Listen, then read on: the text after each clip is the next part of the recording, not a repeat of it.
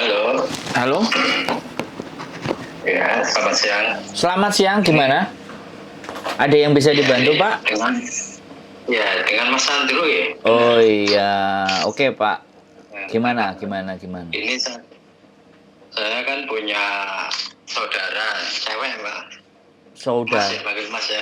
Boleh, boleh, boleh. Ya, Oh ya, Pak, saya mohon izin untuk tidak menyebutkan ya. nama dan identitas siapapun ya dalam percakapan dan pembicaraan kita. Oh iya, ya. Ya, jangan disebutkan nama siapapun atau identitas siapapun. Oke? Oke, Nah, oke. pripun, pripun, gimana? Ya, ini ingin tanya tentang peluang atau proses ke Hong Hong Kong. Kong itu. Oh, pripun? Ya. Gimana? Nah, ini saya punya saudara itu umurnya sudah 36 atau 37 gitu loh. Siap. Cuman bukan ex Hong Kong gitu. Hmm. Ex-nya itu ex Korea. Hmm. Cuman karena ada faktor apa dan sekarang ingin mencoba ke Hong Kong gitu. Itu kalau menurut Bapak itu peluangnya seperti apa gitu masuk ke Hong Kong sana? Jadi sekali lagi kalau Samen bercerita latar belakang dia sudah pernah di Korea tapi ternyata sekarang dia mau mencoba peruntungan ke Hong Kong, menurut saya itu saya anggap menurut saya sih ya turun Pak derajatnya. Iya, iya ya bisa turun sih. Cuman kan karena faktor yang tidak bisa disebutkan gitu kan, Oh, dan oke. mengharuskan untuk Untuk tidak bisa ke Korea kembali, lagi gitu. ya tidak Untuk bisa keluar lagi dan iya. tidak bisa itu. Nggak bisa balik ke sana lagi lah artinya. Jadi gini, it's Iya, ya. okay. Kalau peluang sih menurut saya Korea dan Hong Kong itu sesuatu yang berbeda. Dan kalau di Iya. Korea mungkin bukan pekerja rumah tangga, di Korea mungkin di company atau di pabrik atau di sebuah factory kan atau perusahaan. Itu pasti ada Iya. jam kerja yang teratur pastinya, ada jam-jam yang memang dimana ya kita memang fokus istirahat. Tapi kalau di Hong Kong tidak bisa seperti itu. Di Hong Kong itu sudah namanya pekerja rumah tangga itu ya dimana majikannya masih melek, dianya sudah bangun. Nanti giliran majikan pun sudah tidur, kita juga masih ngerjain sesuatu. Apalagi yang nanti jaga nenek. Jaga nenek itu lebih ekstrim lagi. Jaga orang tua itu apalagi orang tuanya sudah kalau tiap malam bangun kencing, nah kita kan juga ikut jamnya. Jadi si nenek tidur kita juga Iya. ikut tidur, tapi kadang-kadang dia kebangun tiba-tiba kita juga harus kebangun. Itu sangat mengganggu aktivitas fisik dan kesehatan secara fisik. Jadi kalau saya bilang peluangnya ya kemungkinan namanya peluang itu selalu akan ada. Kalau menurut saya kalau kita kejar. Cuman kembali lagi apakah sudah siap mentalnya berjuang? Karena tidak bisa dibandingkan. Korea sama Hong Kong itu tidak bisa dibandingkan. Kalau Taiwan sama Korea masih bisa dibandingkan. Walaupun terkadang ex Taiwan itu juga ada yang nggak bisa bertahan secara lama. Karena sudah terbiasa kehidupan yang bebas di Taiwan. Sehingga di Hong Kong dia dijejali masalah dan pekerjaan yang begitu menumpuk. Jadi tekanannya dia lebih besar dan akhirnya memutuskan untuk overstay atau keluar dari majikan. Nah, itu yang berbahaya.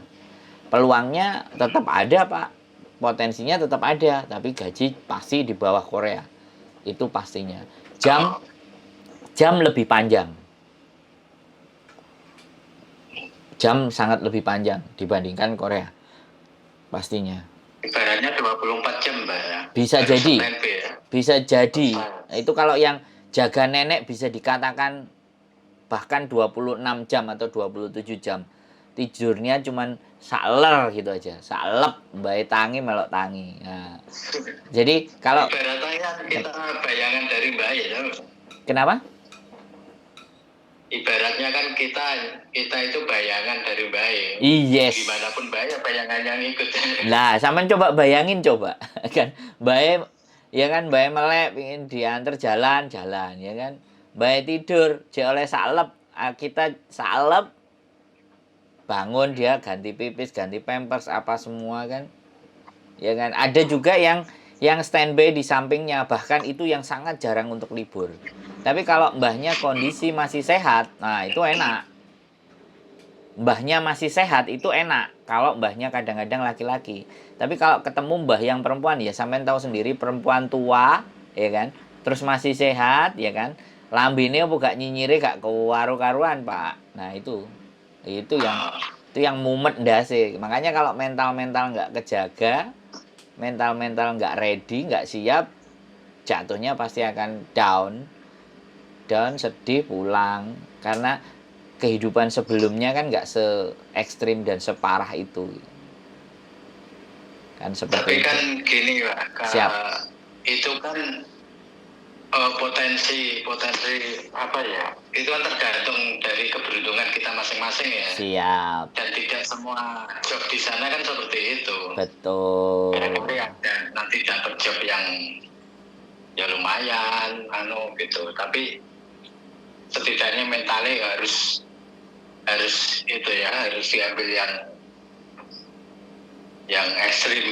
Iya, makanya saya nyeritain yang pahit, nyeritain yang Ya mules. lepas dari itu Pak, untuk kan ibarat penawaran barang itu kan kadang orang-orang kan lebih memilih yang fresh, yang kuat, yang muda, yang gitu, seperti itu gitu. Jadi peluang untuk itu, untuk cepat dapat apa cepat diambil gitu, termasuk itu. Oke, pertanyaan yang benar. Jadi benar, pernyataan saya tidak benar 100%. Tapi sekali lagi tergantung amal ibadah. Jadi itu bisa jadi dia bilangnya seperti itu. Tapi secara logika yang saya sampaikan garis besarnya seperti itu. Nah, untuk peluang, apakah yang fresh, yang muda, yang bisa banyak? Enggak juga, Pak. Kadang majikan Hongkong itu bisa memilih CC-nya itu hanya karena sio, tahun lahir. Bayangkan, masih percaya begitu loh. Jadi, iya, jadi ini yang nggak nalar sama saya. Jadi di PT itu ya, di PT sudah kumpul semuanya. Yang satu non X lahir misalnya tahun taruhlah bilang 87 atau 86. Nah, satunya X Hongkong 5 tahun apa 6 tahun ya kan. Yang diberangkatin malah yang non, yang duluan. Nah, ini kan kemustahilan. Tapi itu terjadi. Itu terjadi. Jadi dia cari sio karena dia berpikir kalau sionya seperti ini, karakternya seperti ini dan cocok sama aku. Wah, gitu. Bukan pekerjaannya, Pak. Kan aneh juga. Loh, itu terjadi. Saya juga kayak gitu. Saya pada hal seperti itu ya. Iya, cuman kan kemungkinannya nggak sampai 50 atau 60%, tapi kemungkinan terjadi itu ada hal-hal semacam itu. Iya, saya sendiri order. Dia minta yang tahun 79, kalau nggak 79, 86. Ada yang pernah minta. Terserah, mau X, mau non-X.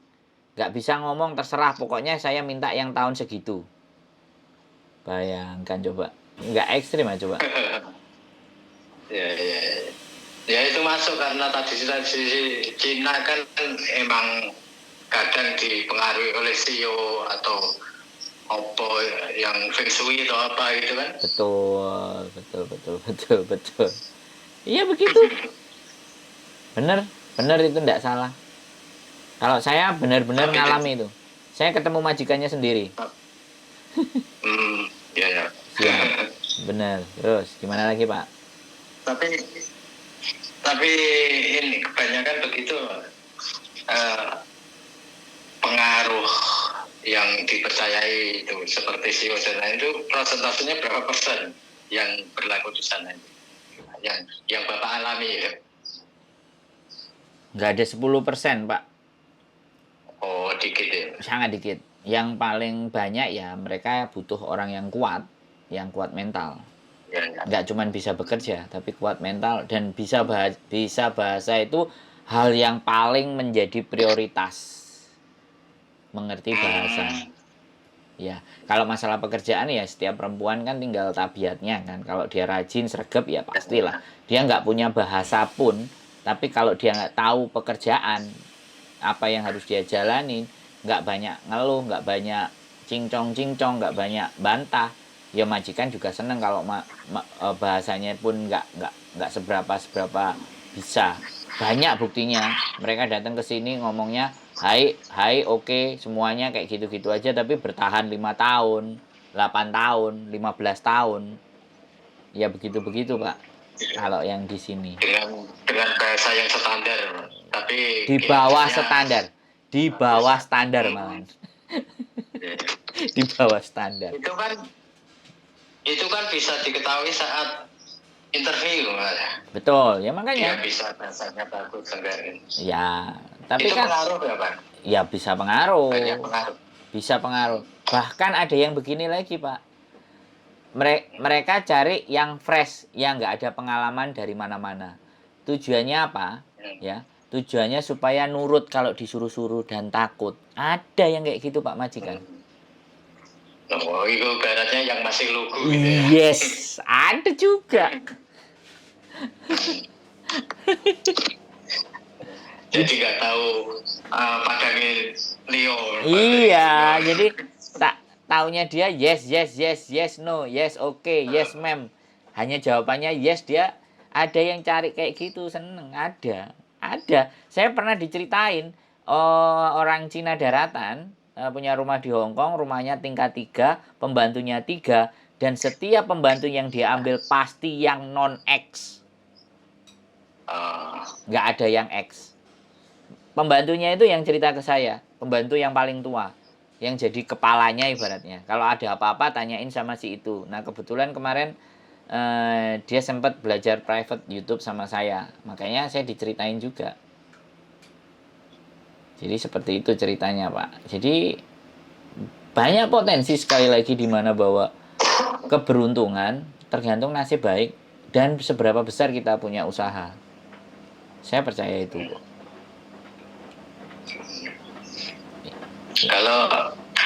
Kalau memang keberuntungan itu terletak pada keberuntungan masing-masing. Dan untuk yang tidak lanjutnya gimana untuk masuk ke sana itu? Ya silakan, kalau sampean memang percaya dibantu proses dengan saya monggo, tapi kalau jenengan pingin jajal sama PT-PT yang lain yang ada di luar sana ya no problem. Intinya kan setiap PT punya jalan masing-masing ya, punya cara masing-masing dalam apa mendidik anak-anaknya sebelum berangkat ke Hong Kong kan seperti itu. Kalau dari Bapak menurut gimana Pak?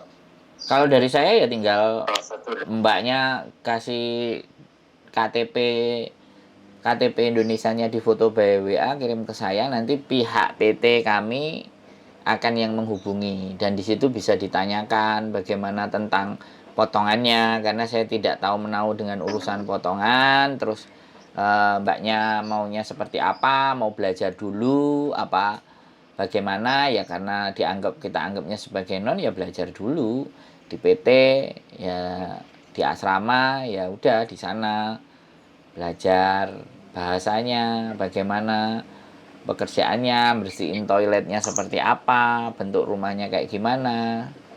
Ya gitu-gitu sih Pak prosesnya. Nanti ada yang bagian yang lain, yang bagian mendata, teman-teman nanyain biodata. Gitu ceritanya. Kalau misal job minta langsung dari Bapak, tapi terus selanjutnya calling visa, itu bisa nggak Pak? Saya tetap harus nyerahin ke PT.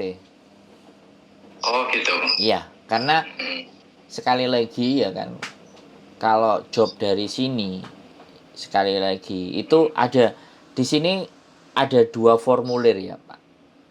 Yang pertama formulir yang ngambil yang ditandatanganin di Hong Kong, dan formulir yang overseas. Kami menganggap kalau kayak saudaranya Bapak itu yang overseas. Jadi kalau yang overseas kita selalu sarankan untuk masuk PT. Kalau orang-orang yang dapat majikan dari sini dan dibawa ke sini, itu kami pasti rekomendasinya yang sudah X dan bisa langsung interview sama majikan. Artinya dia posisinya tidak di Indonesia tapi di Hong Kong. Jadi dia selesai finish, proses saya menggaransi untuk berangkat langsung dari Indonesia ke sini itu apa ya? Pemerintah kita ya regulasinya itu kita agak sedikit kesulitan. Mungkin ada PT-PT lain yang bisa itu karena begini, PT itu punya agensi di Hong Kong dan dia mendirikan PT di Indonesia. Jadi dua hal itu namanya yang punya sama gitu. Nah, sampai tinggal cari aja yang begitu. Kalau ada, silakan. Kalau yang begitu malah lebih cepat gitu Pak ya. Lebih cepat. Pemberangkatan. Lebih cepat, tapi biasanya majikannya terserah. Ya, majikannya angger majikan ada disikat. Yang penting kan dia cuan. Bukan perlindungan. Yang penting berangkat. Iya, yang penting. Nah, karena berangkat dia dapat duit.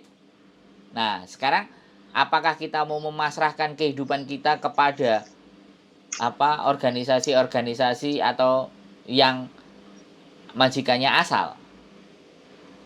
Kan karena PT kan beda-beda kan, Pak. Ya semuanya memang cari cuan. Tapi ada yang cari cuannya dia rakit dulu kan. Ditata dulu, dipersiapkan sedemikian rupa sehingga nggak mengecewakan majikan. Nah, kalau yang punya PT dua-duanya itu pasti biayanya murah. Di Hong Kong ngambilnya CC juga murah. Di Indonesia juga murah karena kan dia sudah dapat dari majikan. Dari Indonesia kan dia nggak narik banyak-banyak buat anak-anaknya. Ya, di logika aja, Pak. Nah, kalau sampean bisa melogika, sampean kita ajak diskusi untuk berlogika. Sesuatu yang murah-murah itu kan coba pasti akan ada di belakang kan. Tapi kenapa kok mahal? Ya karena memang dipersiapkan di sedemikian rupa. Walaupun itu ya nggak 100%, kadang-kadang juga yang sudah dipersiapkan pun bisa ketemu majikan yang belgedes. Majikan sing nggak jelas kan bisa juga. Tapi kemungkinannya kan anak sudah dipersiapin. Ya, orang-orang maunya semuanya instan seperti yang Bapak sampaikan. Dapat majikan terus berangkat. Iya, dapat majikan berangkat 3 minggu. Gak betah, mental jatuh, pulang. Yang rugi siapa? Majikan juga rugi, karena dia juga bayar. Ada majikan yang tipikal kayak gitu juga. Semuanya serba dihitung. Ada majikan yang memang mau bayar mahal, karena dia percaya sama agennya yang di Hong Kong bahwa ketika dia nanti ada masalah, anak ini akan diajari. Dibimbing lagi, dipantau. Jadi macam-macam Pak. Jadi kalau Bapak bisa kalau bertanya sama saya bisa menjelaskannya seperti itu.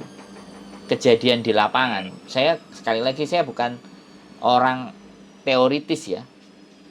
Tapi saya menghadapi langsung masalah-masalah itu ke teman-teman yang coba curhat ke saya di kontennya saya. Saya juga nggak ngerti Bapak dapat nomor dari saya, tapi saya ada channel YouTube gitu. Nah, ada channel YouTube, saya bikin konten tiap hari. Siapa yang punya masalah, sama siapa yang ada problem, telepon saya bilang kayak gitu. Walaupun belum tentu saya nantinya itu bisa memberikan solusi atas masalahnya mereka, tapi setidaknya saya cuman ngajak berpikir aja. Apa yang harus teman-teman. Ya, setidaknya bisa buat pertimbangan gitu. Nah, di situ Pak. Nah, itu tujuan konten saya itu ada di situ. Dan misal ini Pak, untuk andaikan ada hal-hal yang tidak diinginkan ya, amit-amit kalau di sana terus kebetulan, ya enggak kebetulan, nasibnya itu punya dapat majikan yang katakanlah keras dan tidak manusiawi itu, dan itu kalau kita si workernya mau keluar itu bisa nggak Pak? Nah, kalau sampean bertanya seperti itu, pemutusan kontrak kerja itu dari dua belah pihak bisa tanpa ada persetujuan. Jadi ini namanya adalah misalnya break kontrak. Ya, kayak yang dinamakan break kontrak itu si mbaknya itu langsung mau keluar hari itu juga boleh. Tapi ketentuannya adalah dia harus membayar 1 bulan gaji ke majikan. Sama, majikan mengusir mbaknya, hari ini juga pergi, majikan wajib memberikan 1 bulan gaji. Itu kalau langsung. Yang berikutnya, kalau misalnya kita mau keluar tapi bulan depan, tapi ngomongnya hari ini, itu yang disebut 1 month notice. Nah, itu juga boleh. Majikan juga bisa kasih tahu, oke, terhitung dari hari ini sampai 1 bulan ke depan, kamu sudah tidak perlu kerja lagi di sini. Kamu saya pulangkan ke agent. Silakan cari majikan lain atau silakan apapun, pokoknya kamu bulan depan keluar dari tempat saya. Nah, itu namanya 1 month notice. Tetapi tanggung jawab majikan dari setiap putus kontraknya itu, kewajiban dari majikan itu adalah harus membelikan tiket pulang ke Indonesia, kemudian menggaji sesuai dengan tanggal yang berlaku, ya, tanggalnya berapa, hitungan gajiannya berapa, membayar cuti kalau dia punya nilai cutinya, terus ngasih uang 100 untuk transport ke bandara.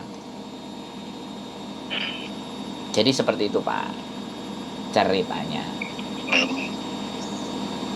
Nah, terus untuk andai mau tadi kan putus kontrak kerja, Pak, ya. Terus yang si Mbak itu kan karena ada hal, karena malu pulang ke rumah, terus karena itu belum lama kerja, itu kalau pengen ibaratnya ganti majikan lain atau gimana, Pak? Ya, kalau mau ganti majikan yang lain, ya kita tinggal tanya rekodnya dia, dan nanti di Hongkong ketemu agennya bagaimana, agen yang mau memperjuangkan atau agen yang aras-arasan. Kalau agen yang aras-arasan, pulang ke Indonesia aja, nanti proses lagi. Itu agennya yang dimaksud agen itu agennya yang memberangkatkan atau bagaimana? Ya kalau udah nyampe di Hongkong kan agennya akan ada banyak, Pak. Jadi banyak agen yang ada di sini, silahkan pilih aja yang cocok, yang enak, yang sesuai. Gitu. Iya. Mau balik lagi ke agen yang memberangkatkan juga boleh. Berarti nggak harus ke agen yang memberangkatkan. Iya. Artinya kan si A ini dari saya dan dalam pantauan saya gitu.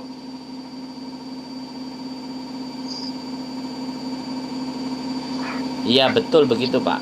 Jadi kalau udah nyampe sini, mbaknya itu bebas.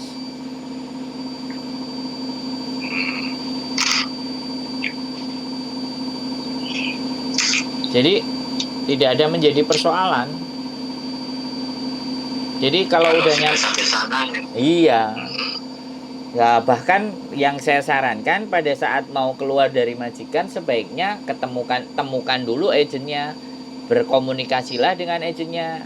Bagaimana saran-saran agennya. Jadi biar melangkahnya nanti nggak geratul-geratul, nggak meraba-raba lagi. Sudah punya gambaran mau langkah A, langkah B, langkah C, langkah D. Itu jadi rata-rata yang mengambil keputusan di sini itu kadang-kadang sudah karena tekanan dari majikan di rumah. Ya namanya juga kayak kita di kantor tiap hari dimaki-maki dan ketemunya orang itu kan lama-lama otaknya udah ngeblank, Pak. Iya. Kalau otaknya udah ngeblank, tiba-tiba dia bisa melarikan diri, kabur dari rumah. Itu banyak juga yang telepon saya, kabur dari rumah majikan, akhirnya malah dituntut sama majikannya. Jelas dituntut. Dia kabur dari rumah saya berarti menyalahi kontrak. Dia harus bayar saya 1 bulan gaji, sedangkan dia baru dapat 5 hari, 1 minggu.